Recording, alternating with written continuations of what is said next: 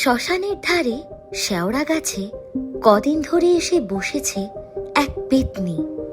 লম্বা লম্বা নখযুক্ত হাত, সাদা তীক্ষ্ণ দাঁত। এক অমাবস্যার দিন পেতনি গাছের ডালে বসেছিল। কতদিন হয়ে গেল ভালো কিছু খাইনি। আজকে একবার গ্রামে যাব, দেখব কার বাড়িতে কি রান্না হচ্ছে। আজকে অমাবস্যার রাত, আজকের দিনে আমাদের অনেক শক্তি বাড়বে। এমন সময় গাছের তলা দিয়ে যাচ্ছিল দুটো লোক। তারা বলা বলি করছিল, আজকে এই রবির দাদুর শ্রাদ্ধ। এই শ্রাদ্ধের দিন রাতে মাছ ভাত খাওয়াবে। কি বড় বড় সাইজের কাতলা মাছ এনেছে দেখেছিস? আরে হ্যাঁ, এক একটা 8-9 কেজি সাইজের কাতলা মাছ। শুনলাম নাকি দই কাতলা হবে, আবার 1 পিস করে মাছ ভাজাও দেবে। আজকে রাতের ভোজটা খুব ভালো হবে। দেরি হয়ে যাবে, তাড়াতাড়ি গিয়ে মাছ কাটতে হবে। একদম তাড়াতাড়ি চল, আমাদের মাছ কাটতে বলেছে। অনেক মাছ আছে, কাটতে কাটতে বেলা হয়ে যাবে। গ্রামের দুই লোক এইসব কথা বলা বলি করতে করতে যাচ্ছিল।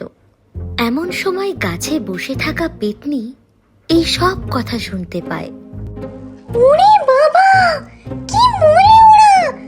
8-9 কেজি সাইজের কাতলা মাছ, তার উপর অনেকগুলো মাছ। দই কাতলা, মাছ ভাজা, অনেক দিন খাইনি।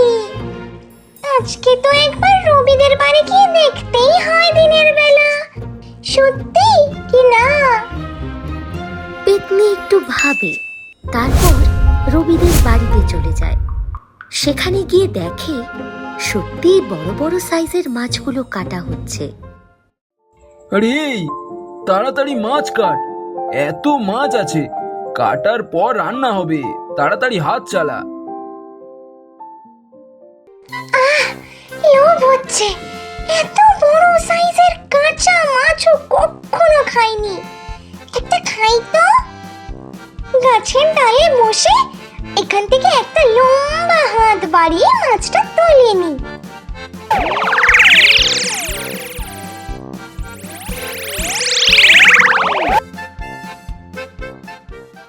আরে এই এখানে মাছটা রেখেছিলাম, কোথায় গেল বলতো?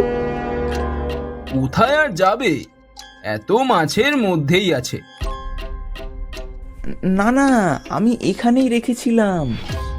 আরে ধুর, তুই ভুল ভাবছিস। তাড়াতাড়ি কাট, ওসব কথা না ভেবে। দুজনেই মাছ কাটায় মন দেয়, কিন্তু ওইদিকে ঘটে আরেক ঘটনা। পেতনি ততক্ষণে একটা মাছ নিয়ে বসে বসে গাছের উপর খেতে লেগেছে। বাস, কি সুন্দর খেতে! কাঁচা মাছ যদি এত সুন্দর খেতে হয়, তাহলে তো ভাজা মাছ আর দই কাতলা খেতে না জানি কত সুন্দর হবে। না না না, আমাকে আজকে এখানে থাকতেই হবে। আমি আজকে মাছ খাবো, শুধু মাছ খাবো। পেতনি গাছের উপর বসে বসে মাছ কাটা দেখতে থাকে। তারপর সন্ধে হয়ে যায়। গরম কড়ায় মাছ ভাজা হতে থাকে। ওখানে অনেক লোক আছে, এখানে গাছ থেকে বসে বসে মাছ খাওয়া যাবে না। এখান থেকে মাছ নিলে আমাকে কেউ দেখে ফেলবে, আমি বেশি মাছ খেতেই পারবো না। তার থেকে বরং আমি ওখানে চলে যাই। ওখানে গেলে তো এইভাবে গেলে হবে না, আমাকে একটা বউয়ের ছদ্মবেশ নিতে হবে। নে নে, তাড়াতাড়ি মাছ ভেজে ফেল, তারপর মাছের দই কাতলা করতে হবে। আরে এই মাছ ভাজতে ভাজতে তো মাছ খেতে ইচ্ছা করছে। কি সুন্দর মাছ ভাজার গন্ধ! কিরে, খাবি নাকি এক টুকরো মাছ? দুজনেই কথা বলছিল, এমন সময় সেখানে উপস্থিত হয় একটা বউ। তাকে দেখে দুজনে চমকে যায়। আরে আপনি আপনি এখানে, আপনি কি চাইছেন বলুন? আপনি কি রবির বউ? তাহলে তো আপনি আমাদের বৌমা হবেন। হ্যাঁ হ্যাঁ, আমি রবির বউ। আমি এখানে একটু দেখতে এসেছি। রবি আমাকে পাঠালো মাছ ভাজা কেমন হচ্ছে তা দেখার জন্য। একটা খেয়ে দেখি তোমরা কেমন মাছ ভেজেছো। আচ্ছা, রবির বউ এসেছে, দাও ওকে 2 পিস মাছ দাও। বৌমা, খেয়ে দেখো কেমন হয়েছে। 2 পিস মাছ সে পেতনির দিকে এগিয়ে দেয়। বাহ, কি সুন্দর খেতে! তোমাদের দই কাতলা রান্না হয়েছে? আগে না বৌমা, মাছ ভাজা হওয়ার পর রান্না হবে।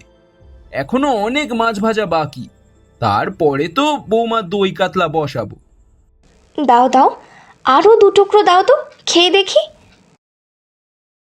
তারা 2টি করে মাছ দিতে থাকে। দিতে দিতে অনেক মাছ পেতনি খেয়ে নেয়। এইদিকে তারা দুজনে নিজেদের মধ্যে চুপি চুপি কথা বলে। আরে, বৌমা এত মাছ ভাজা খাচ্ছে, 60-70 পিস মাছ ভাজা খেয়ে নিল। বৌমা মানুষ? আমি না, বলতে পারছি না। হ্যাঁ রে, তাই তো। এবার কি হবে বলতো? এইভাবে হতে থাকলে মাছ কম পড়বে। বৌমাকে তো আর বলতে পারি না। এইদিকে তুই এক কাজ কর, ঘরের ভেতরে গিয়ে রবিকে বল বৌমার কাণ্ড। মনে হয় অনেকদিন মাছ ভাজা খায়নি তো, তাই এরকম করছে। এরা এখন আবার ঘরের ভেতরে গিয়ে কি সব বলছে। এবার আমার এইভাবে মাছ খাওয়া হবে না। আমাকে মাছ চুরি করে খেতে হবে। ভীষণই ভালো খেতে। ওরে বাবা, আমাকে এবার ঘরে যেতে হবে।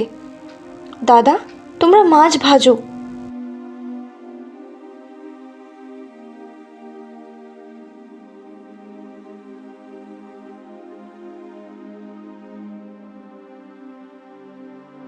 পেতনি এসে আবার গাছের উপর বসে। এবার গাছের উপর থেকে হাত বাড়িয়ে মাছ চুরি করে খাওয়ার চেষ্টা করে।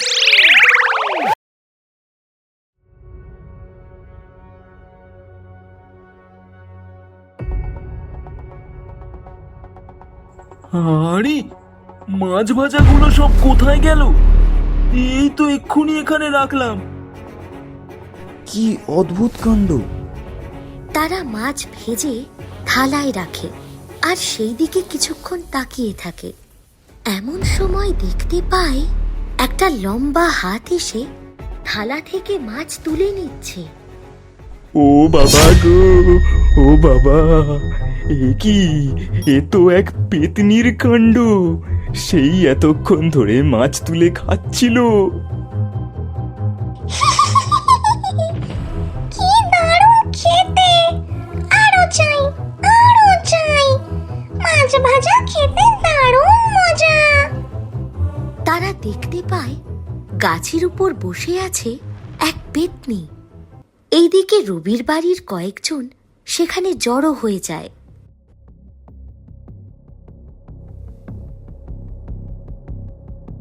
আরে, এখানে কি হয়েছে?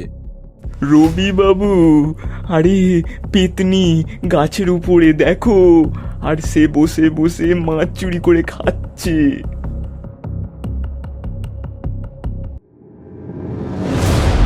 এই পেতনিকে তাড়াতে না পারলে আমার দাদুর শ্রাদ্ধ শান্তি করা যাবে না। আজকে ঠিকমতো সময় গ্রামের লোকেদের মৎস্যমুখ না করালে দাদুর আত্মা শান্তি পাবে না। শোনো, তোমাদের একটা কথা বলি। রবির কথা মতো পেতনিকে খেতে দেয়।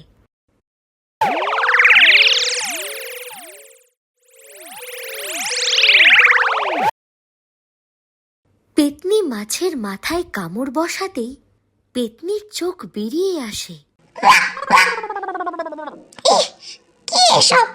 টুক টুক, কি বিচ্ছিরি খেতে! তেতো খেতে! এত বাজে খেতে কোনো মাছ হয় নাকি? মুখটা কি পুরো বাজে হয়ে গেল! কি তেতো রে বাবা! এই নাও, তুমি এটা খাও, তেতো ভাব কেটে যাবে। এই বলে রবি ঘরের ভিতরে এক হাঁড়ি চুন ভেজানো ছিল, সেটাই এগিয়ে দেয়। পেতনি দুধ ভেবে সেই চুন জল ঢক ঢক করে খেয়ে নেয়। ওরে বাবারে, জ্বলে গেল রে, জ্বলে গেল। এখান থেকে এক্ষুনি পালিয়ে যা, নয়তো তোকে এক্ষুনি আগুনে পুড়িয়ে দেব। না বাবা না, এখন আর এখানে থাকা যাবে না। আমাকে এক্ষুনি এখান থেকে চলে যেতে হবে, নয়তো ওরা এই গাছে আগুন লাগিয়ে দেবে, আমাকে আগুনে পুড়িয়ে দেবে। আমি পালাই, আমি আর কখনো চুরি করে খাবো না। পুকুর থেকে কাঁচা মাছ তুলে খাওয়াই ভালো। ভাজা মাছ খেতে গিয়ে মুখটা পুরো তিতো হয়ে গেল, গোটা শরীর জ্বলে যাচ্ছে। পালাই।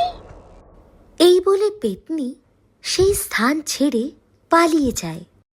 এরপর রবি তার দাদুর শ্রাদ্ধ শান্তি খুব শান্তিতে নির্ঝঞ্ঝাটে করতে পারে।